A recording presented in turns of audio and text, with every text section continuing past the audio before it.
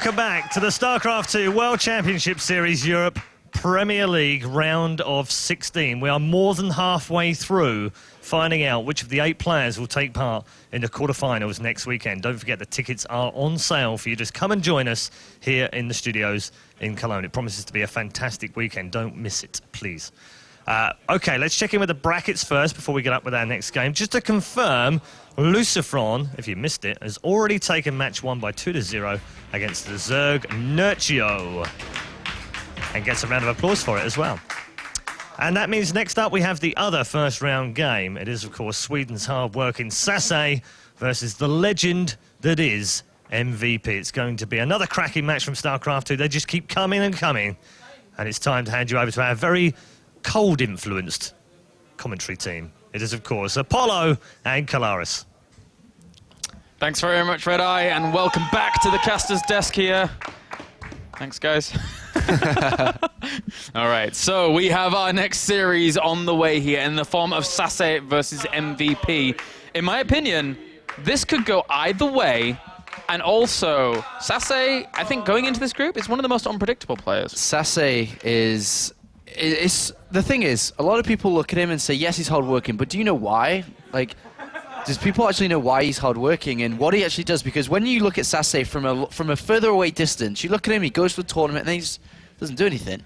Just kind of disappears for a while. Disappears, but actually, he's training all the time. In those disappearing acts, all those vanishing movements, he's actually training in Asia, mostly. Yeah. Taiwan, Korea, anywhere. He's always training, he's always working hard, and he's going to have to find out today if he can bring what he needs to beat a player like MVP, who's a 4-time GSL champion. Yeah, MVP here is really the king of this group. He's the king of wings. He is that player that people certainly want to take out in this group. That being said, though, going into Group C, there's a lot of people out there that are saying this is his group to take, but in my opinion, this is like Lucifron's group to take. Yeah. MVP actually has to step up to the plate at this point to actually advance on. I mean, the thing is, you look at the name MVP and you just say, all right, he's going to win.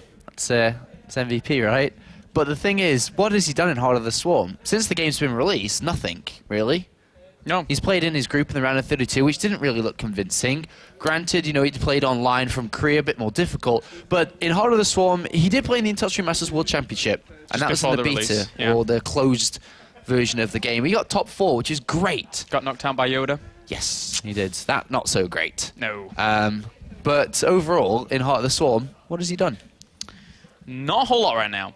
And he has to now step it up and do something here. He has a tough group to go into. And again, SaSe is a player that plays his own style. SaSe is a player that likes to sit in his corner of the world, pretty isolated from the rest of our prying eyes, and do exactly what he wants to methodize and strategically create every single little aspect of his play that is almost unique in the Protoss race. Well, SaSe has small little, techniques and little things that he does that just separate him from any other Protoss player. Yeah. And those small things, you can see the two players, MVP just has this presence on screen, doesn't he? Just looks like he just owns it. It's MVP, man. It's like, look at those 4 badges on his shirt. Yeah. Guess who didn't turn up with badges the other day? MMA. He has 2, but he didn't bring them. Yeah, I wonder what this guy did. MVP, very proud of the accomplishments. He's set himself in wings, and now we have Daybreak gone for him to kick things off here. Of all these maps, Daybreak very kind of... you take a long time to get over there. They can defend in multiple places quite easily. So it makes a good pick to ban that one for MVP. And new precinct going. Doesn't want those close by Ro16s. Protosses really haven't been favoring that map against Terran. The architecture really does help it very nicely with medevac drops. Not only between the 2 mains, but also, the third in the main, and just exploiting those angles. Akalon Wastes, Star Station and Whirlwind are 3 maps. Right. I think that was Akalon Waste, maybe the first map there from MVP. I'm not too sure. I think he said that. Got them lip reading skills going today. Yeah, I borrowed them off you yesterday. Nice one. Nice one. I was going to try and say something funny about how I borrowed them from you, but it... Has it faded? Yeah, it disappeared. Oh, well, I'm sorry, man. But the friendly handshake does get things going and underway here between MVP and SaSe. And SaSe here again, I have to reiterate, he's probably the most unpredictable player here. We're not quite sure how he's exactly going to play going into this. But one thing's for sure, in the round of 32, against his previous Terran opponent in the form of 4GG, I believe it was. Yeah, yeah, it was. He was playing very, very aggressively. Very aggressively. And MVP here, he needs to have done his scouting about his opponent, because if we see that again, MVP could get caught off guard. I mean, what is SaSe's stats against Terran? Like, specifically? SaSe's stats against Terran right now, in terms of going into Heart of the Swarm, it's only around a 45%. In fact, actually, it's dead even, 50-50. He's won 7 maps and lost 7 maps against Terrans. But previously, in Wings of Liberty, we were looking at a 64% win ratio across a big pool of games. So, we haven't had that many games played yet for him, Heart of the Swarm, so we can't fully read into that 50%. But it was still very strong in Wall. It was his strongest matchup by far. And just looking at my notes from SaSe and 4GG, SaSe really did like a lot of Immortal pushes against 4GG there, opening up, getting the Robo nice and early, but instead of trying to go up to Robotics Bay, he was getting quite a few Immortals early. It was the proxy one, wasn't it? Yeah, I'm not sure if he had a proxy one. Or was that Feast? Probably Feast. Yeah. Feast, the cheeky devil he is. He's always aggressive. A cheeky Blink devil. plays and proxy Robos. You're right. He's that kind of guy. But if MVP's style, though, as you can see him just setting up, just a bit of a warm-up game from here just to make sure his settings are good. MVP's style is, I like to call it a no-nonsense. No nonsense. It's like the Tetley's advert. Yeah. It is Tetley, isn't it? Yeah, it is. The Tetley's ad. No nonsense is MVP, because he doesn't do anything gimmicky. He just plays a straight, solid, no mistakes, amazing macro, I'm going to crush you, no nonsense style. And then at the end of every long series, it's 2-Rex time. Yes. Mr. MVP, he likes to mix that in once in a while. Don't think we'll see that from him here, though. But you're right. Just that no-nonsense, straight down the line, just solid play from MVP is what you see time and time again. And in the end, those people out there that are watching, there's no excuses here, guys. This isn't online. This is offline. These guys are sat right across from one another. MVP now is in prime position to just say, well, yeah, I am that good offline. Or, no, online is not actually going to influence any of this whatsoever.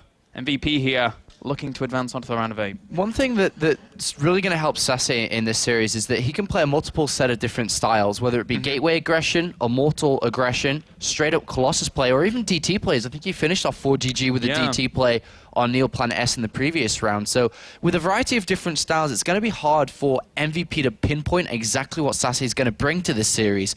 One thing to remember, both of these players, highly prepared players when it comes to this kind of format. Yeah. MVP excels in this kind of format. There's a reason why he's got 4 gold badges on his chest. You're right. This is a format he has played ever since the beginning of StarCraft 2. Every other player is far less experienced in this format in comparison to that man right there. He is the most experienced player in the WCS Europe right now in this given tournament. So he has all that wealth behind him. SaSe, not as experienced. SaSe, admittedly, he does prepare very well for his opponents. And as you said, he diversifies up that aggression that we saw previously. And, well, if we see something like that DT play, MVP is just going to have to prepare as solidly back home as he normally would with engineering bay timings, etc., etc. He's also the richest. He is the richest. He's made a lot of money playing games. A lot of money. A lot of money. That'd be great when he's in a bar in Korea. So, what you do? Play StarCraft? Oh, good. See, I play StarCraft too, his friend would say, or someone he'd met. And I'm Gold League, and he's like, yeah, well, I'm MVP, and I've won $350,000. And then that person's like, you can win money playing StarCraft? Because that's how it normally goes when I have these conversations with people. It's like, you can make money commentating StarCraft? I'm like, yeah, it's pretty good. It's pretty good. MVP, as he rightly pointed out, $350,000 to his name. He has earned more than the other 3 combined. He has earned twice more than the other 3 combined in this group right now. This group consists of around $500,000 worth of prize pool. Yes. That's a lot of money. It's $500,000. It's a lot of money. That's $500,000, you're right. But for now, before we get into this game, guys, we're going to send it over to an interview with Mr. Red Eye. Thank you very much. Yes, we have a couple of stars in the audience. One in particular is Andreas. He was here on the first day, and he was called That Guy by Reddit. So he got the T-shirt. Ladies and gents, That Guy. And he's been busy making a nice cheerful for the two commentators. We've had this argument before, okay? Last year in Sweden, I called them Polaris, right? So to explain the joke, it's a British submarine, and they're both British, and they're Polaris. And see, it doesn't work if I explain the joke. So, but you've put an A in front and gone for Apolaris. Is that right? Is that how we're saying it? Who agrees that that's a good Archon? Okay. I like Apolaris. Yeah, so why Apolaris? Yeah, because Apollo and Kalaris. It's quite simple. Okay, yeah, I probably didn't get that. I asked for that answer, didn't I, really? So what brings you back on day 3? The awesomeness of the group today. And I'll come back tomorrow and cheer for the Maga. And today I don't really know who to cheer for because all 4 players are fucking awesome. So we're cheering for Apollo and Kalaris. And for you, of course. Okay, well, that sounds good to me. Apologies for the swearing at home if your small ones are watching. Okay, we will send it back to the commentary team, and these guys will go crazy for MVP versus SaSe.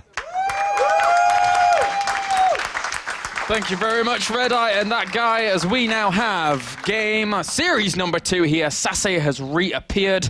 No more Dark Templar school for him, practicing his heart out as well. Look how furiously he's controlling that mouse. He's even shaking his keyboard about. Oh my god. SaSe's ready to fight here. Kalaris fighting for Sweden and for Europe against MVP, one of the best, if not the best StarCraft 2 Wings of Liberty player. Moving into Heart of the Swarm, question marks all around him at this point. Yeah. Is he as good as he was in Wings of Liberty? We'll see. Crowd chanting MVP. Or probably just that guy. Just that guy. He likes to have his chance, and it does really well. MVP versus SaSe now, as we load into game number 1. And spawning down to the bottom right-hand corner here as our Red Terran, representing LGIM. Give it up for MVP. Follow him at LGIM MVP. Don't really need to list his achievements. You all know them. They don't fit on that side box. They wouldn't fit on the entire screen, my friend. They just keep going and going. And spawning up to the top left as our blue Protoss here, representing Sweden, representing Fnatic. He is SaSe. Mr. Kim Hammer. You can follow him at Hello SaSe on Twitter. Yeah, that 4th MLG Spring Championship back in June, July last year, I think it was June, was one of the times where everyone sat back and said, SaSe is one of the best. Because at that tournament, he played absolutely fantastic. The players that he went through, it was like Violet, Rain, Grubby, Lenok, Pult, and then Stefano. Yeah. In a row, one after another, and then people were like, all right, why did we never look at SaSe as that kind of player to kill Koreans in a row? And if he's able to bring that form from back then today, which we don't as well, like MVP don't really know how well SaSe is at this game. He looked pretty good in the round of 32, but we're about to find out if he can beat one of the best. And it's a good point that you bring up. Like, he just kind of plays a tournament, does really well, then disappears for a long time. He just goes back off into the other corner of the world and then doesn't reveal himself for a long, long time. And now he's back. This, in essence, is the biggest challenge that SaSe has faced ever since that MLG. And can he prove himself here against, arguably, for a very long time, the best player in the world? That's right. It's hammer time today. Let's see what he can do. MVP likes to open up with a gas every single time. Likes not always Reaper, but sometimes Reaper. And he always likes to get the factory follow-up. The factory follow-up allows for Widowmine aggression, allows for different angles of aggression too. But more importantly, on a map like Akalon Waste, you're able to get the factory down. And if there was to be blink play, which we saw so common and we know is so common here, then tanks are an option which MVP will absolutely go for. But look at this. Oh, cheeky. And we do not have that Zealot on the way.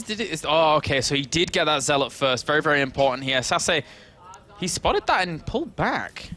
An interesting little move here. What is he up to at this point? Normally you would just send that Zealot straight away. That Zealot, in essence, is designed to deal with that engineering bay. I have no idea. I think it was on like a...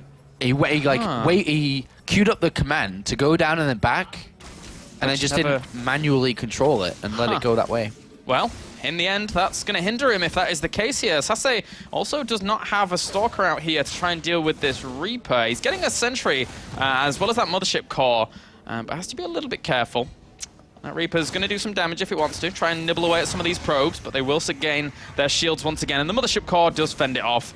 As well as that Engineering Bay, they're causing some problems. He already has 400 minerals. This Nexus should have gone down. Yeah, the timing of the Nexus going down here is about 4:45 to 4:50. So, like, every second that goes past here, that's delayed because of this Engineering Bay. Yeah. And that's pretty nice for MVP, slowing SaSe down, put him in maybe off his game, a bit off balance, potentially. And had that Zealot actually started whacking away at that Engineering Bay from the very beginning, when he actually saw it, this wouldn't have been as much of an issue. But now SaSe delayed slightly. The Command Center is going to finish up behind this for MVP, and a Robo Facility goes down pretty quickly here for SaSe. Yeah, Robo throwing down pretty fast here. I wonder if it is going to be for that Immortal pushes or Immortal plays that we saw earlier. And MVP is going to try and find out what's going on. Goes around, undetected so far, will spot the Robo. Yeah, good intel, clicks on it, make sure he knows exactly what it is here, as he will fly on around. Still having a look, see what he can find.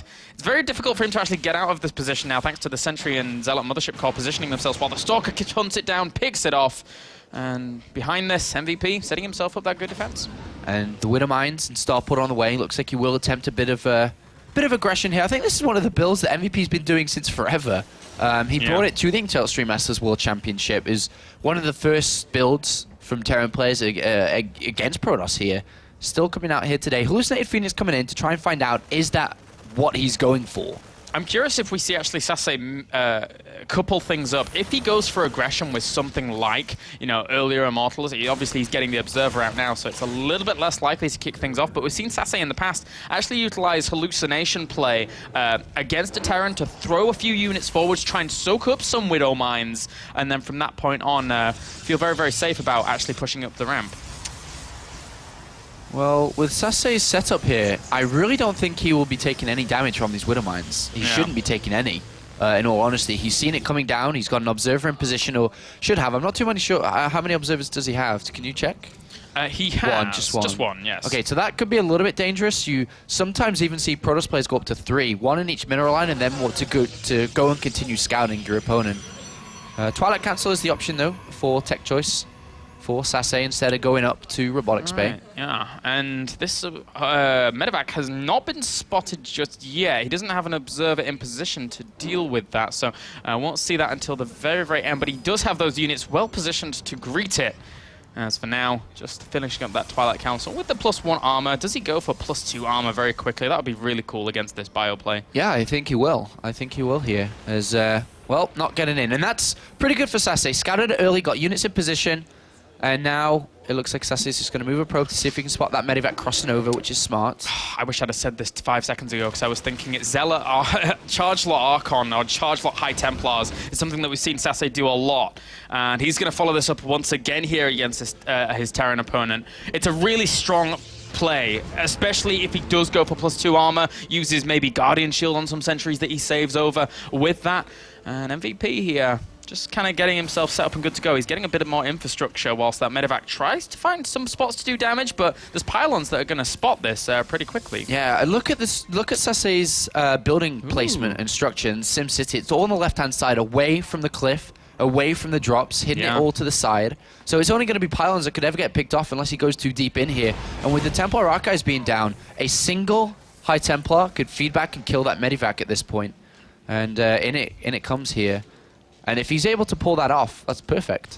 And with that, we actually have the Robo Bay going down behind this. So really diversifying his tactic on this 2 base. What do you make of that, Paulo? Yeah, he's going for the Robo Bay really fast here. I'm not too sure. He won't really be able to afford both, though. That's the interesting part. He won't be able to afford Colossus and range. He won't be able to afford to continue High Templar production. So he's going to have to choose one or the other despite getting both of the tech structures.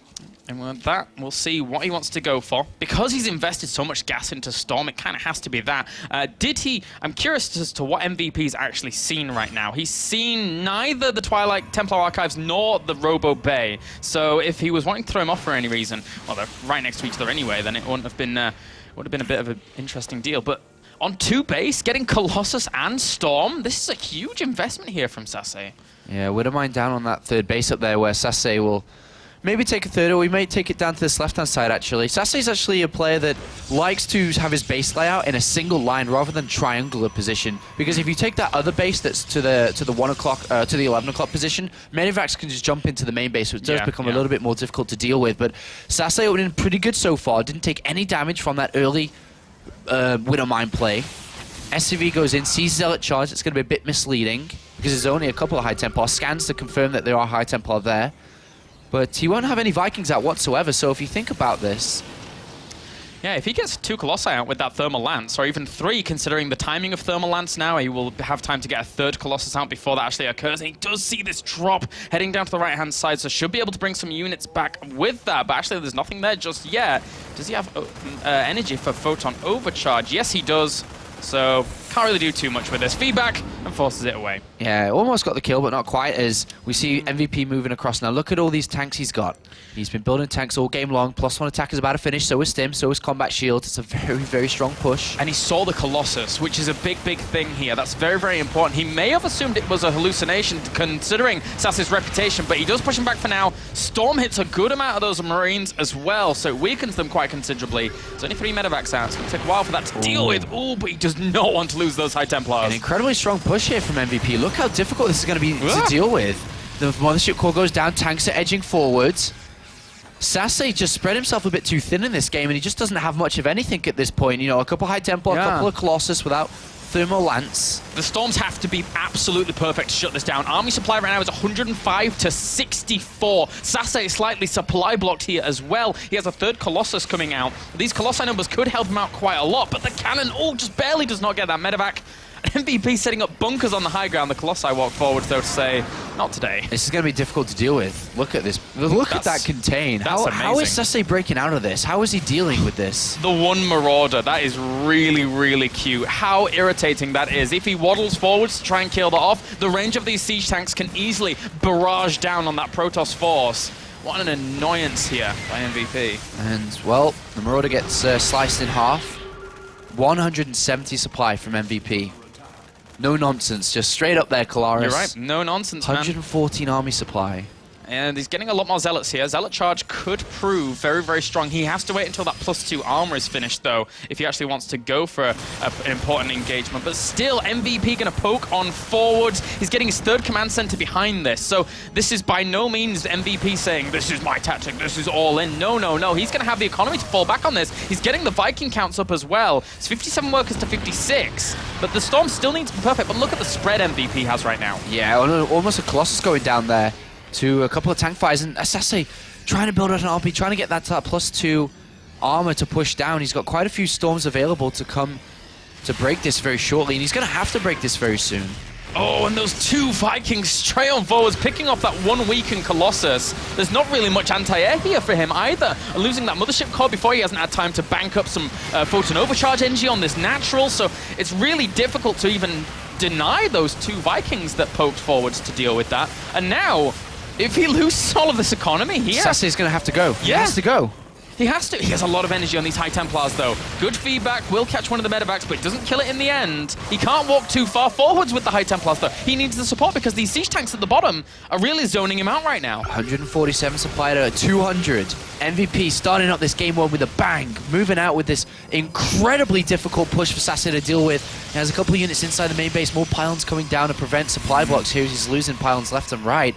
How is he going to do this? It looks like he may be ferrying some units to that 3rd base or warping them. I mean, what is that up there? He's just positioned a few Zealots. I guess he wants to go around the back, but that Widowmine spots everything going on here. A lot of the bio does push on up those Zealots. They do have +2 armor finish, then Storms go down, clipping a lot of that bio as well. But the Zealots get completely torn apart by the siege tank fire from behind. 155 supply right now against 87. The Colossi fall, and GG, game number 1. Looks dominant there by MVP. Whoa. Wow, that was pretty good, Kalaris. That was very good play from MVP. You know the problem going into these groups now with MVP not attaining the heights he used to? It's that there were once or twice in Wings of Liberty where people were saying, oh, I don't know, MVP's looking a little bit shaky now. But then every single time he would always come back. And anybody who bet against him kind of lost out in the end. SaSe wasn't prepared for that. No. Like, really, that was unique to see MVP continue to build tanks. You usually get a couple of tanks for any defense against counterattacks, but he kept on making them pushed out like that. Wow, nice game from MVP. It really was. SaSe here now needs to bring something a bit more to the table. What is he going to do? On 2 base, throwing your gas across all of those tech routes as well as the upgrades was really hard for him to make work out. If MVP had been a little bit more passive, then it could have worked out quite nicely if he'd have got that 3rd base up and running, but that was not MVP's strat. So SaSe needs to bring something a bit more unique to the table. Well, he's getting some energy. He's did have a drink, now a bit of chocolate, ready to fight on against MVP. Map number 2 going to be just as difficult as map number 1. MVP, there was a lot of questions. Is he going to just bring, is he going to bring the same MVP that we like to watch, win GSLs? Or is it going to be somebody else? Because last time the MVP came to Germany, if I'm not mistaken, was Home Story Cup, and he did not perform well at all. No, he did not. That was not the best situation for him to be in at all. Well, actually, no, was it CBIT? CBIT was... Okay, it was CBIT. So before that. There was a time before that he came. All right, so game number 2 now on the way here between MVP and SaSe. Once again, our Korean player 1 game up. And spawning up to the top left, as are Red Terran once again, showing a very strong game at number 1. Ladies and gents, give it up for ILGIM MVP.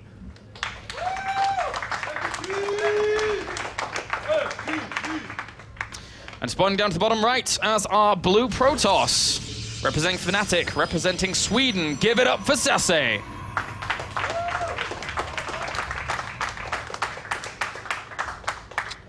All right, Star Station.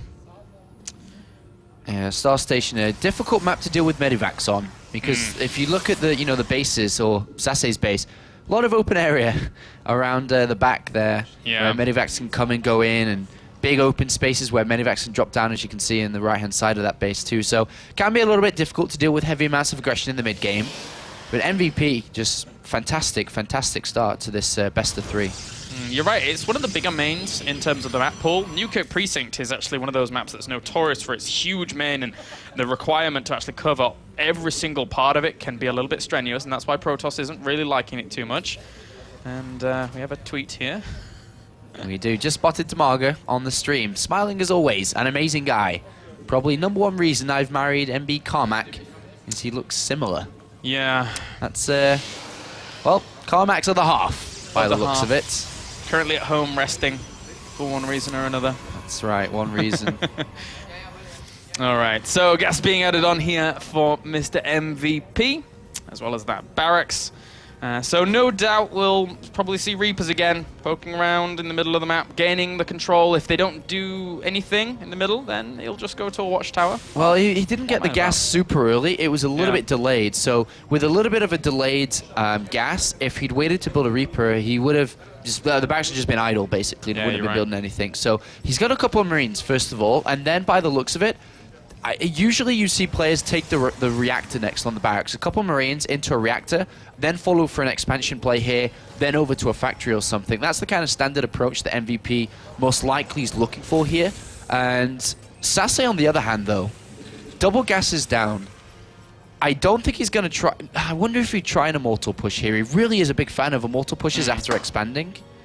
I don't know, though. I don't know, man. Anything's possible from SaSe at this point. It really is. I was thinking more about Lucifer there. I don't know why I was thinking that, but anyway, we do have now MVP getting that reactor out, as you rightly point out. Nice little micro there by SaSe, but that second swipe didn't really do the damage. I didn't think it fully completed its animation in the end.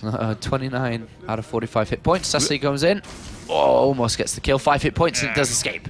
So Mothership Core and expansion coming down for SaSe. What is his follow-up here? With the next 100 gas that he gets, he has the choice to throw down the robotics facility, or he could wait a little bit and then throw down the Twilight Council here. It's something that he's a big fan of. Again, a sentry first, sorry. So after that, we're wanting to decide. Another sentry. Another sentry, though. 2 sentries. 2 sentries, I mean, he could have thrown down a robotics facility at that point, so I wonder if he's going to throw down extra gateways. Could do. We've seen a lot of gateway aggression work out pretty well for Protoss. Alternatively, could just be using that for macro. But the Robo is going to go up. Robo. So this is, once again, SaSe falling back onto relatively standard play, if you can call anything. SaSe actually does standard. If you look at game 1, that was far from the norm here in this matchup. But MVP's macro just ran it over. And SaSe is going to have to be very careful about that. He can't play too wacky. He can't play too much his own style to the point where something that is normal just comes out and beat it. Yeah, he's got to play very smartly in this game against MVP to identify what's going on. I don't think he identified exactly what was coming to him previously. And that means he's going to have to send out a hallucinated Phoenix shortly. He should have the energy on the first sentry. And there it's just going off. Okay, so with this hallucinated Phoenix, he will want to get inside the main base to figure out what's going on. Have a look to see if the second gas is taken down nice and early. Have a look where that tech lab's come on. Is it onto the factory? And then start to identify what he's playing against. I don't think he'll spread himself too thin like previous, because MVP just went straight through the middle of that spread. And that's, how MVP was able to pick up that win. And in the end here, well, if MVP wants to do something similar, or at least try and apply some pressure and then try and go for a containment strat, there's no even high ground here for SaSe to really rely on, so he has to be a little bit more careful in that regard. He gets the 1 Forge at exactly the same time, starting that armor upgrade as well here. Means that right now we are seeing exactly the same thing from SaSe. It depends on whether or not we see that Twilight Council going down soon. I wouldn't be surprised if he did the same thing, just took out the faster robotics base switch. Because if you think about it, tanks are great when set up in a good position, sure, like we saw previously, but if they're, unseized in the middle of the map and SaSe can catch them out in the middle of the map with Zealot Charge, that's great. So I wouldn't be surprised if he did something similar here, as MVP does move out. Look in here with these Marines. Usually you want to be trying to force a Photon Overcharge onto the Nexus, but also in this case, could be looking to drag these units down to the natural, make sure that his presence is known. SaSe does have 2 Stalkers inside the main. The interesting thing that we're not 2 seeing... Stalkers. Only 2 Stalkers, yeah. That's, well, we'll see if that's able to deny. He needs to position them well. Where is his Mothership Core? He needs that Photon Overcharge if this does do some damage. He has almost full energy on this Mothership Core right now. He's just about 20 off at this point, so Photon Overcharge can land here and force this away. The Widow Mines are annoying, though. Does he have his Observer here? He has 2 out on the field right now. One of them is present, so he can deal with those Widow Mines in just a second. Yeah, and the medevac does get away, and that's the annoyance of this map, as talked about earlier, is that the medevacs can just pick up and leave at any point. Zealot Charge, Count, and the Robotics Bay too, so SaSe going across both tech structures off 2 bases again. Means he's not going to have too much of a large army at this point, because he's going to have to, throw all of his resources into both of them, and instead of a lot of gateway units and just units in general down here. Tank production is continuing to continue. It's continuing here, as we see.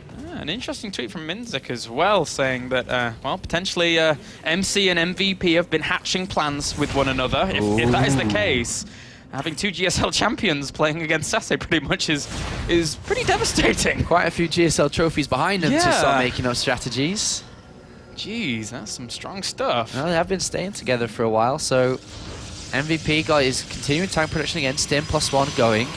This may be something that, you just mentioned, or Minzik mentioned, that he's built just with MC, just for this series against SaSe. And, MVP is just so good when he's able to prepare. And I think that who knows the European scene better than MC, who travels to all these European tournaments, has been here for a while, is playing against these players for quite a while now too.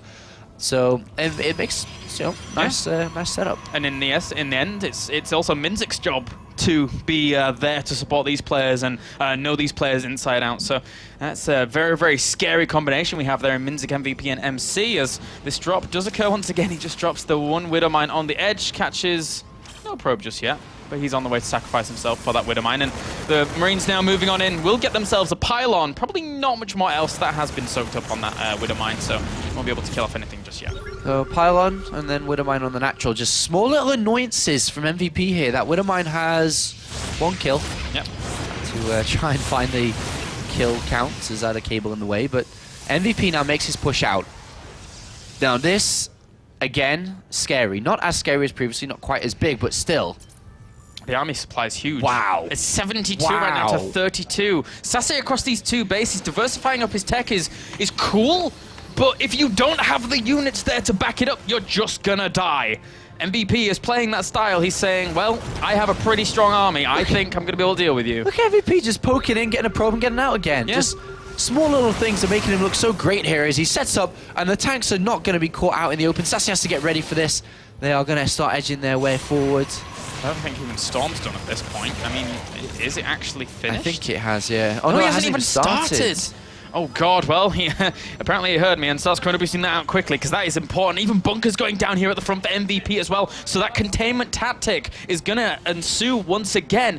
And as I said before, on this map, it's a little bit better. There's no high ground advantage for SaSe whatsoever. This is difficult. This is going to be difficult to break out of. 3 bunkers coming down, tanks going to start edging their way forwards. And the more bunkers that go down, the less effective charge is. If he can bottle up those units with siege tank fire behind it, that's catastrophic. Feedback kills off that medevac. But the Marines, I mean, these little drops have already done the job of kind of keeping SaSe back a little bit. Oh, nice little warp in here, though. MVP just... Supply depots just coming down at the right time. Just a massive army, so fast in this game. And look at, I mean, the army supply just tells a story, doesn't it? Just how did he get so high so fast? Admittedly, though, SaSe is kind of evening things up a little bit here, but he's still stuck on those 2 bases. He charges in, kills off a siege tank, and pulls on back. That was actually a pretty good trade there. Yeah. Thus far, MVP has lost quite a considerable amount more in comparison to SaSe, but those mules have been mining a bit more. MVP's realized what's going on there with that kind of pylon placement. I don't think he saw the pylon, but he realized that SaSe had a pylon around that location and could go for quite a big counter. But MVP's already expecting that. Look, he's got all his units set back at home.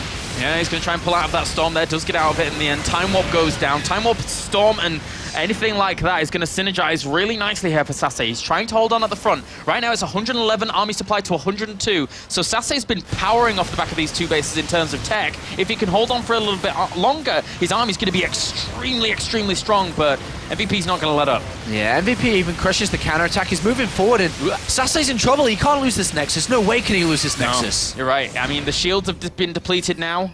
If a siege tank or something like that was to move forwards a little bit, that won't put a huge timer here on SaSe. But SaSe does have a pretty stable army and a good army to actually push them that back. But he's going to poke forwards once again here. Salvages the bunkers to try and get himself going economically back at home as well. Just get a lot more units out, but he's not producing any SCVs. He's just powering out army. Ooh, the Nexus. Oh, how is... Well, he has minerals for another Nexus, but now being limited to 1 base's worth of economy? MVP is... He's just SaSe's going for it. SaSe has to go for it here, Kalaris. He has to. Those Archons are going to try and tank what they can. Zealots are going to charge in as well, but there's so much firepower here. He lands storms across all of these siege tanks. It's pretty good. The siege tanks can't move out of that. He's going to be able to bust a few of the siege tanks as well as the bunkers, but I don't know whether there's enough gateway units here to deal with this, as the bio reinforcements were 134 supply against 88. SaSe's going to get crushed. These probes are coming forward, but it's not enough. Yeah, I mean, there's a single Colossus doing quite a bit of damage at the back here, but as you say, there's just not enough, and with more and more units streaming across, a 3rd base coming down too.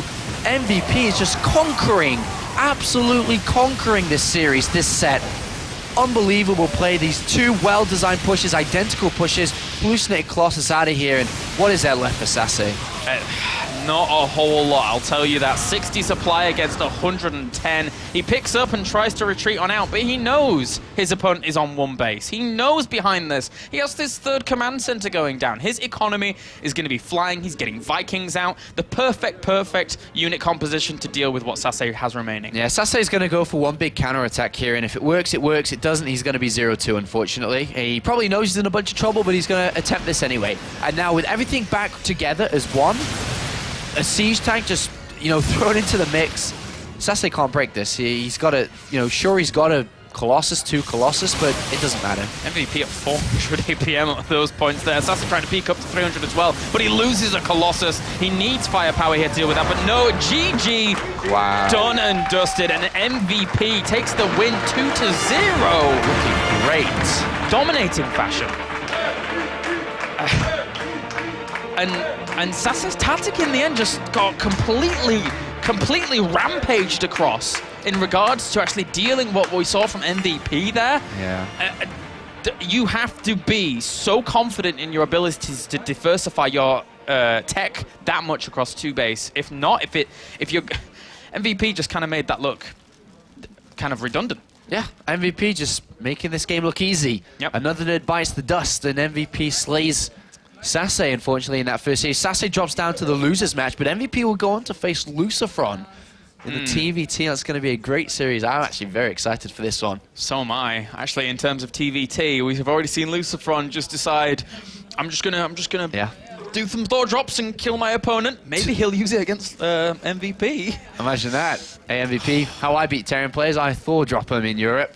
How are you going to deal with that? But if you look at the two series we've seen, two one-sided ones, and now they're going to face off against each other. Terran's looking pretty good, but Lucifron and MVP, how exactly are you supposed to compete with these two players? They are looking pretty darn awesome. So guys, we're going to send it over to an interview with Mr. Red-Eye and the victor, MVP. Thank you. With MVP, congratulations. Fantastic win. Look straightforward. Talk us through game one. 첫 번째 판 어떻게 했는지 한번 설명해 주라고. 일단 사세 선수의 스타일을 파악해서 사세 선수 스타일에 가장 좋은 플레이를 했고요. 좀 연습을 MC랑 많이 해서 좀 쉽게 이긴 것 같아요. Well, actually, the first map, first he studied SaSe's builds and his game plan, and afterwards he sat together with MC and they practiced like how to beat the way SaSe plays, and actually both maps worked as he planned, and that's why it was kind of easy actually. Okay. With the builds that you made with the siege tanks, was that a build from old GSL days? Was that from season 2 GSL last year? Is it the same build? Does it carry on working in Heart of the Swarm? 마린 푸시하는 거 지금 옛날 Wings of Liberty 할 때 쓴 빌드인가 아니면 지금 새로 만든 거요? 예전에 제가 거의 저만 주로 쓰던 빌드였는데 거의 그렇게 좋은 빌드는 아니라서 많은 테란 분들이 사용하진 않았고요. 거의 저만 사용했는데 군심으로 넘어와서 오랜만에 한번 썼어요. Well, actually, that was a build that he used back in the days at GSL and Wings of Liberty, and actually, it's a build which isn't that good, so that's why not many other Terrans is copying it, but it fits him, and he just tried it now in Heart of Storm. He thought it's good, and it worked. Okay. Well, congratulations. Well done. And we'll see you in the next winners game. There it is. MVP, modest as ever after winning against SaSe. Special tactics from Korea, no less, this time round. It's time for some analysis now. To break it all down, here's Apollo. Hello, guys. I've come to get my job back. I want my job. You are fired. I'm fired?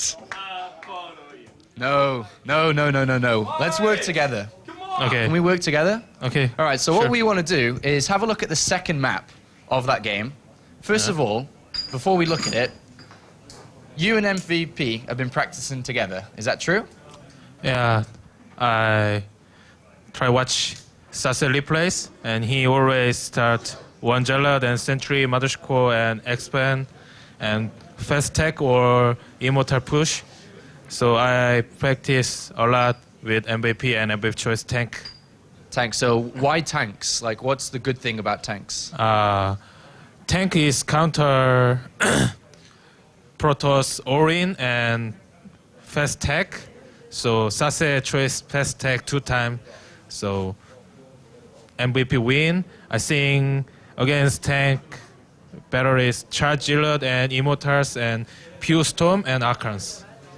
Okay, so let's go ahead and take a look in the replay. We can jump in and kind of look at what happened in this game. So this is just as this has been set up. So what was the biggest problem with SaSe's play? Why did SaSe let this happen? I think he need attack early because Nexus is destroy and his attack is. But why? How, like, all the bunkers are here. He needs to stop this from happening, right? He can't let MVP set up. Yeah, but he did warping Gillard over here. Yeah. So MVP can't more unit here, so Yeah. he can attack before. So if, let's say, that MVP and SaSe play one more game, what does SaSe do different? What does he have to do different? I think he play well, but he chose 2 tech Yeah. on 2 base. I think it's bad because only 4 gas. Yeah, so when you do this, you have very small army, but very powerful tech. Yeah. Okay. So All he right. need basic army and only one tech. Okay, so that's kind of it for the replay analysis. One thing before you go, who wins, MVP or Lucifron? I think 50-50 because Lushpron play very well and MVP play well. So 2-0 against 2-0. So maybe 2-1. Oh, 2-1, okay. His English is really good. Am I wrong? Really good, really good. So My Korean's really good too. My Korean's really good. I see. I see. It's not very good. 사랑해, MC. 사랑해. No thanks. All right, Red Eye, take it away. Save me from MC. I don't know if I can save you from MC. I'm already in trouble with the guy himself. If you check my Twitter feed right now, you'll see that there's an image on there of him trying to beat the living hell out of me for doing some bad mouthing of him when he was doing his analysis earlier on. It was just for fun, though, luckily. Otherwise, I might be in serious trouble. I'm with the Hübner, everyone. It was coming eventually. It's like a delayed reaction. So what's going on in the world of social media? What's interesting on Reddit? Well, as Apologist said, MC is actually getting really, really good at English, and that's been said by so many people on social media as well. So that's pretty cool. Cool. And specifically on Reddit? Actually, that guy has a Reddit thread of his own again.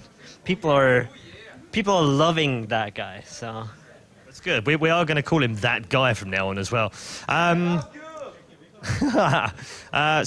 what else? Anything else that you want to talk about social media-wise right now? well, I mean, there's the Team Liquid live thread going on. There's a couple of Reddit things going on, like a score thread, today's general group thread.